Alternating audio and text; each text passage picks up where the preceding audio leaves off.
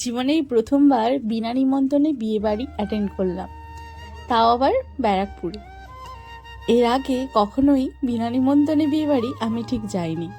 তোমরা কে কে গেছো বিনা নিমন্ত্রণে বিয়ে বাড়ি সেটা কিন্তু কমেন্টে জানিও।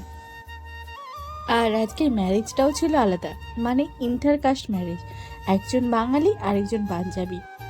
চলো বিয়ে বাড়ির মেনুতে কি কি ছিল আর আমরা কি কি খেলাম সেটা তোমাদের সাথে শেয়ার করব। তো আজ আমরা এখন একটা বিয়ে বাড়িতে যাচ্ছি, তার জন্য রেডি হয়ে নিয়েছি। বিয়েটা ব্যারাকপুরে আছে, তো এখান থেকে অনেকটা দূরে, তাই এখন বাজে 5:30। তাড়াতাড়ি বেরোতে হবে, কলকাতার জ্যামের অবস্থা তো জানো কি অবস্থা। আমাদের সাথে যাবে আরো অনেকজন, চলো দেখাই কারা কারা যাচ্ছে আর ব্লগটা দেখতে থাকো। বাইরে প্রচুর ঠান্ডা, কিন্তু এই বেনারসি পরে আর সোয়েটার পরার ইচ্ছে নেই, সে কারণে আর ঠান্ডাটা তো লাগলেও সোয়েটার পরা যাবে না, যেহেতু বিয়ে বাড়ি যাচ্ছি। আর বাইরে বৃষ্টি হচ্ছে। কার আমি রেডি হয়ে গেছি, ওদেরকে ফোন করেছিলাম, ওরা কেউ এখনো রেডি হয়নি, আরও টাইম লাগবে। তো আর আমি আজকে যে শাড়িটা পরেছি, এই শাড়িটা আমার অ্যানিভার্সারিতে আমার কাকু গিফট করেছে। বিয়ে বাড়িতে তো বেরিয়েছি, বাইরে দেখো কত বৃষ্টি হচ্ছে। বৃষ্টির মধ্যে সেজে গুজে যাওয়া, প্রচুর বৃষ্টি হচ্ছে বাইরে। পেট্রোলের প্রাইসটা দেখো, 104 টাকা, আর পাওয়ার যদি নাও তাহলে 112। তো এখন আমরা গাড়িতে তেল ভরে যাব ছোটদির বাড়ি। তো ওরা সবাই রেডি হয়েছে, আমার শাশুড়ি মাও এসেছে, শাশুড়ি মাও আমাদের সাথে যাবেন। আর আমার সাথে আছে এই যে আমার হাজব্যান্ড। চলো ব্লগটা দেখতে থাকো। রাস্তাটাই দেখো, তেমন লোকজন নেই খুব একটা। আমরা পৌঁছে গেছি আমাদের লোকেশনে, আর এখানে আমার সাথে আছে আমার ননদ, মিশু, আমার শাশুড়ি মা আর মোহনদা। চলো এখন ভেতরে ঢোকা যাক। বাইরেটা খুব সুন্দর করে সাজিয়েছে। যাই হোক, প্রথমে গিয়েই আমরা গিফট দেওয়ার পর্বটা কমপ্লিট করলাম।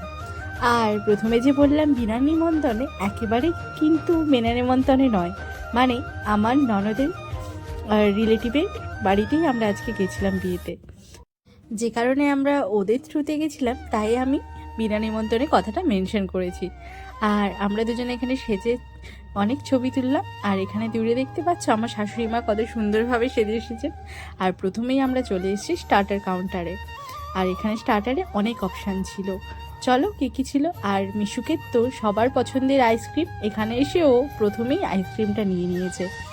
আর আমরা এখানে ফুচকা, পাপড়ি চাট আরও অনেক কিছু ছিল। চলো কী কী খেলাম তোমাদের দেখায়। আমি ফুচকা খেলাম, আর তার সাথেই ছিল পাপড়ি চাট, সে কারণে 1 প্লেট পাপড়ি চাট নিয়ে নিলাম। যেহেতু বাঙালি পাঞ্জাবি দুই রকমেরই খাওয়ার এখানের অপশান ছিল, কারণ কোলে পক্ষে তো পাঞ্জাবি, সে কারণে ওদের কথা ভেবে ওনাদেরও কিছু খাবারের এখানে ব্যবস্থা ছিল। চলো কী কী খাবারের অপশান ছিল সেটা তোমাদেরকে দেখাই। তো ফুচকা পাপড়ি চাট তো খাওয়া হয়ে গেল, এরপরে আমরা চলে গেলাম ফিশ বল খেতে। আর এই ফিশ বলটা টেস্টি ছিল খুব, ক্রিসপি ফিশ বল। তো আমি অনেকগুলো ফিশ বল খেয়ে নিলাম। তারপরে আরও অনেক অপশান ছিল, চিকেন টিক্কা, পনির টিক্কা, অনেক কিছু। সে কারণে সব কিছুই আমরা অল্প অল্প করে ট্রাই করলাম, কারণ এখনও ডিনারটা বাকি। আর সত্যি কথা বলতে আমার এক্সপিরিয়েন্সটা খুব খারাপ ছিল না, যদিও একটু অড, কারণ এখানে আমি কাউকেই চিনতাম না।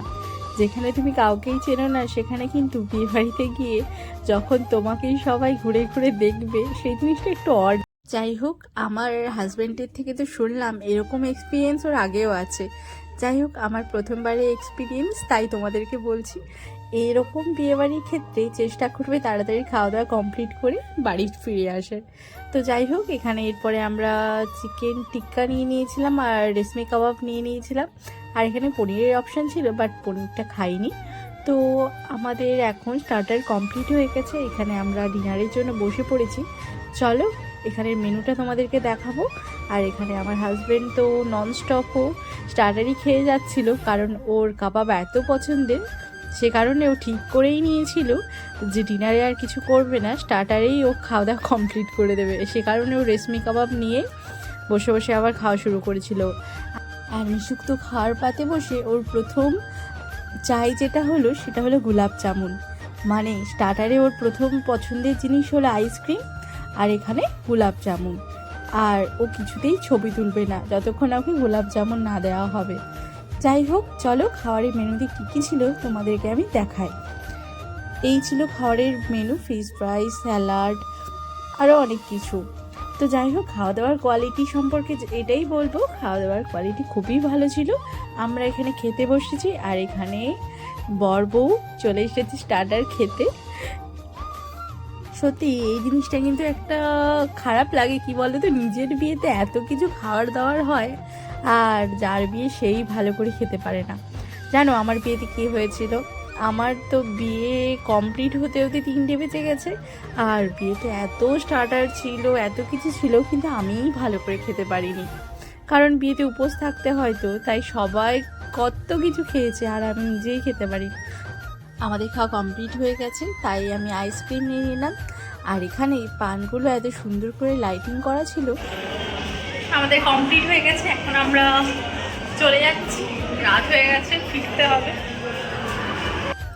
ভিডিওটা ভালো লাগলে অবশ্যই কমেন্টে জানিও, আর আমার চ্যানেলে নতুন হলে চ্যানেলটা সাবস্ক্রাইব করে নিও। দেখা হচ্ছে তোমাদের সাথে পরের নতুন কোনো